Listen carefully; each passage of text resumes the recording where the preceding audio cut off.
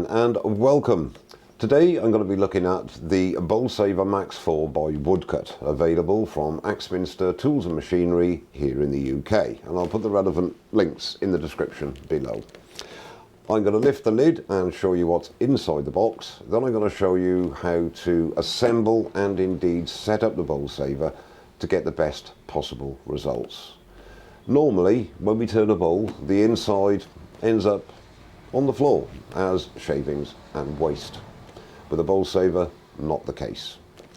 Now today I'm going to be turning a lovely piece of wet English elm, and that measures 16 inches in diameter by 6.5 inches thick. Now from that one blank I'm going to be getting 4 bowls.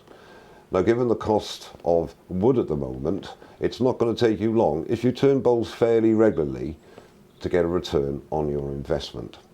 Now even if your bowl blank isn't as big as the one that I'm turning today, you'll still get 1 or 2 bowls out of every bowl blank that you turn. And to me, that is a win-win situation.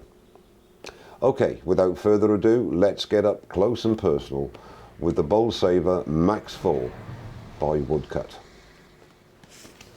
So what's in the box? Lift off the lid and you have the user guide. You've got the 3 blade templates, and I'll go into how to use those later on.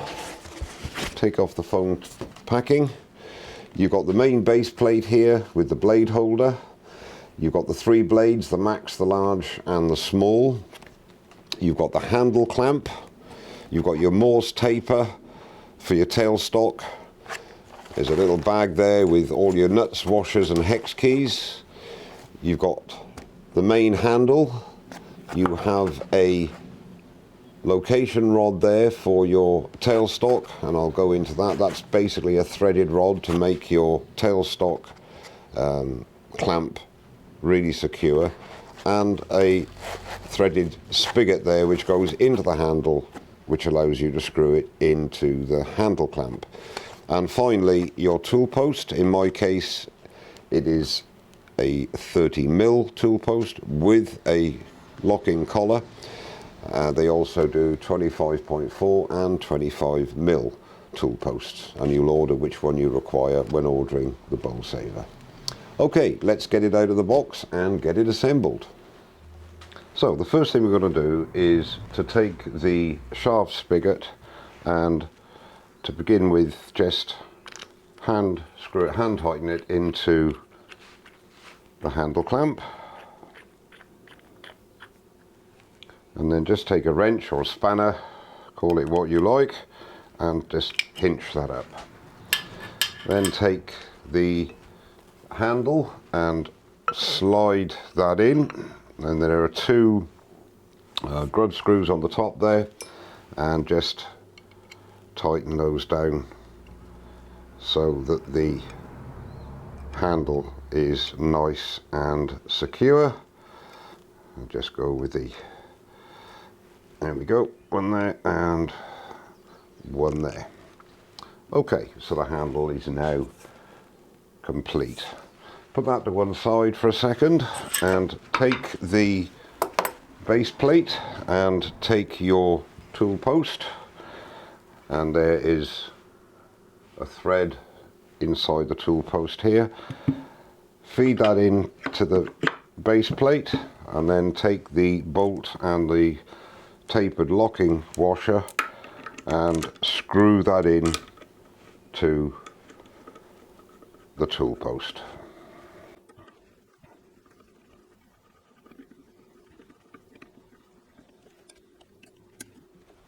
Now take the Morse taper, unscrew the locking lever and attach it to the base plate. So you want the locking lever and washer on the underside, and then put on that collar and attach it. We don't want to tighten it up too much at the moment because it's just ready for when we need it. So that's tightened, so that's now attached. Now take the base plate and place it into your banjo. So next, take your handle, and there are 3 bolts supplied to attach this to the base plate, and just locate the bolts and screw them down, just finger tight at this stage, because you want to leave enough play to be able to slide whichever blade you are going to be using into the blade holders. But you can tighten them down, and then in this case we'll use the max blade, and just lift the handle and slide the blade into the slot, making sure that it's between the guides. And now you can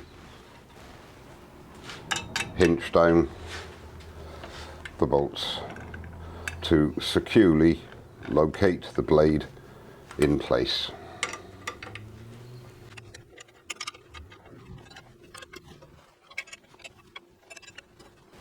There you go.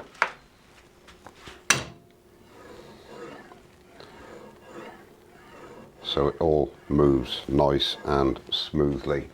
So now we want to set up the correct height of the blade in relation to the work. So if you put a live center into your headstock, then you have a collar here on the tool post, and what you need to do is to move this up and down until you get the blade on or slightly above center, and then once that's achieved, lock down your tool post and lock the collar. So that means now every time that you put the Bowlsaver on, it's going to be at the correct height. Now that we've assembled the Bowlsaver, the next stage is to prepare your blank ready for coring. One point to note is at the end of the handle, although it's a long handle, it has a spigot, a 16mm spigot. Now you can turn an extension handle and slot that on there should you so wish, or in my case one of Simon Hope's quick release handles fits on there and just gives you that little bit of extra control. So the option is there should you require it. So the next stage, as I've said, is to prepare your blank for coring. Now this is a piece of elm, it's wet, around 28-30%, 16-inch diameter at the moment and 6.5 inches approximately thick. Now normally if I was turning a single bowl from this, I'd put a 6-inch faceplate on here for security, but in fact I've got a 3-inch faceplate on here and all the screws are put in. I'll be bringing up the tailstock because all I'm doing at this stage is going to be preparing the blank, getting it all trued up and making a tenon for my chuck. So this will actually be the inside of the bowls. Now I don't want too big a footprint here because I want to get a small bowl out of here, and if I have too big a faceplate I won't be able to get the bowl size I want to get that little extra one out. That's the plan anyway, but as I say, I'll be bringing up the tailstock for support as well. So we screw this onto the spindle, and yes, it is rather heavy.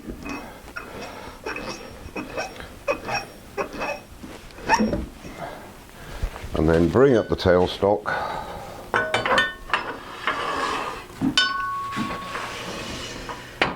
for that extra support, lock down the quill, and the first operation is going to be to just true up the blank. So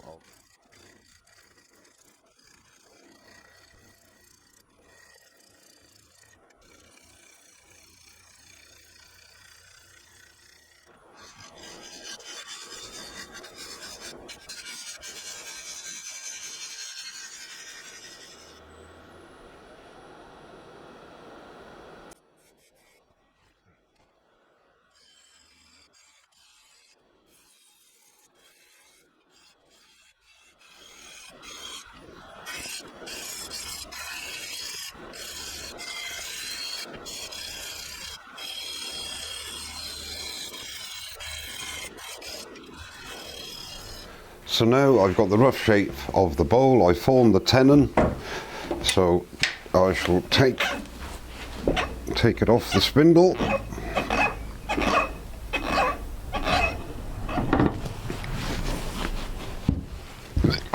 Excuse me.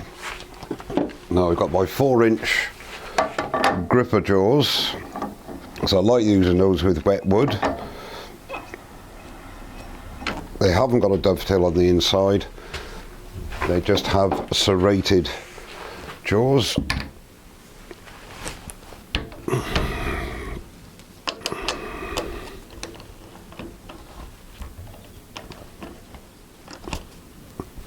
And before I tighten up properly there, I'll just take the faceplate off, bring the tailstock up to seat it nice and centrally.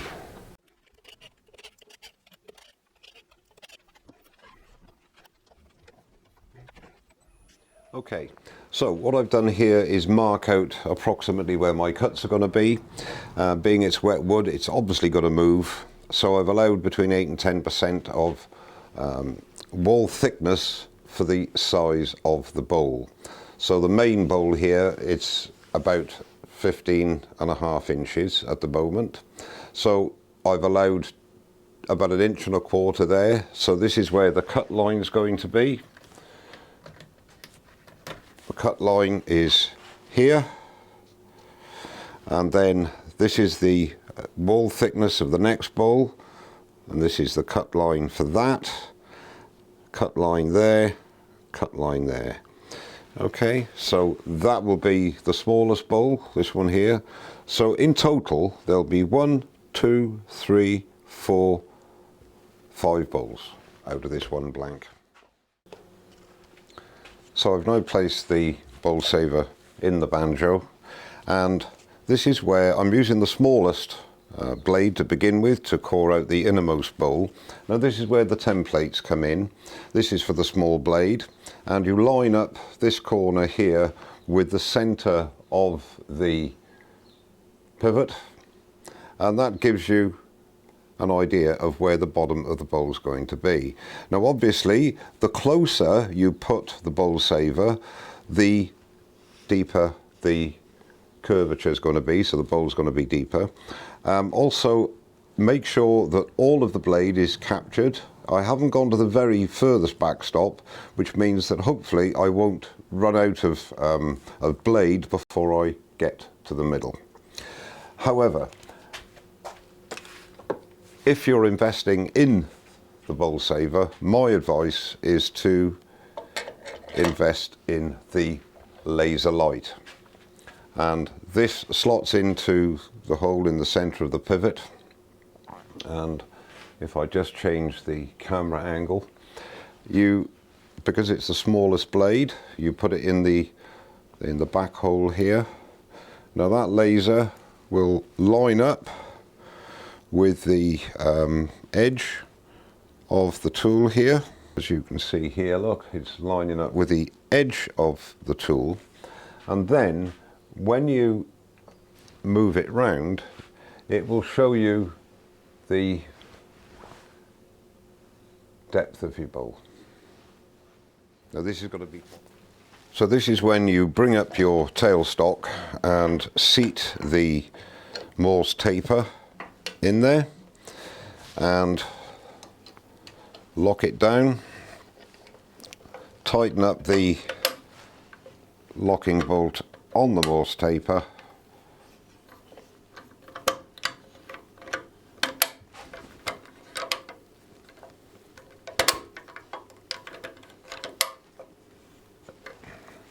and bring in the threaded rod and screw that in to the back of the taper and literally just tighten that up. You can cut the rod, should you so wish, to the size you want, and then that puts it all in nice and securely. Okay, so starting off at 0, now you're at the center of the bowl, so you've got nearest the centre, so the revs are obviously going to be less than they are on the extremities. So a maximum of 600 RPM there, starting off at 5. It's a matter of getting used to it. Now don't put too much force on, just let it start to cut nice and gently.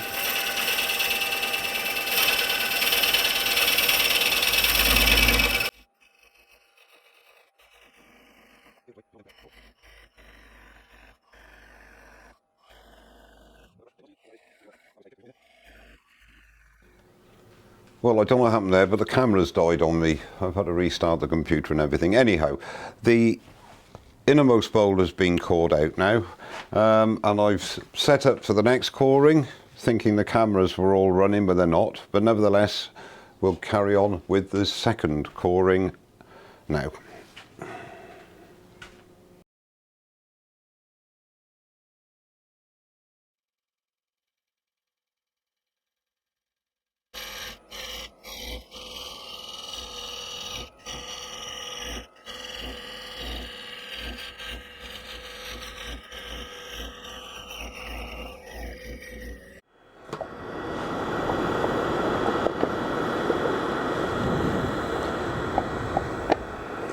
And there's our second bowl. So just to be on the safe side, I just take the depth of this hollow here and mark it on the top there.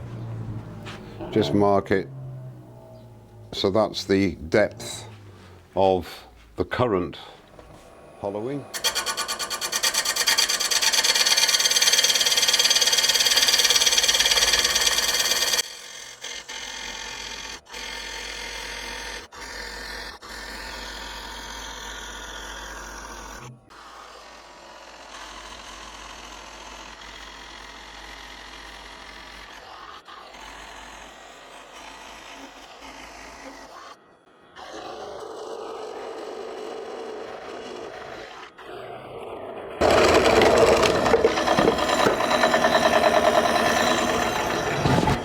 There we go, that came out on its own accord, no problem, just fell to the floor.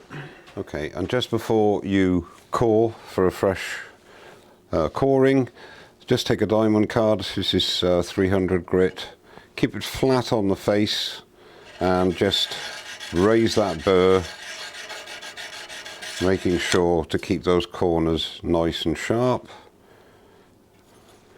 And one more.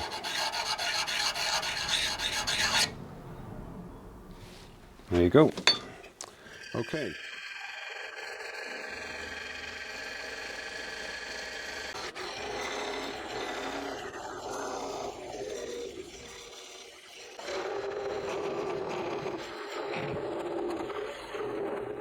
Well, the video gods are definitely not on my side today.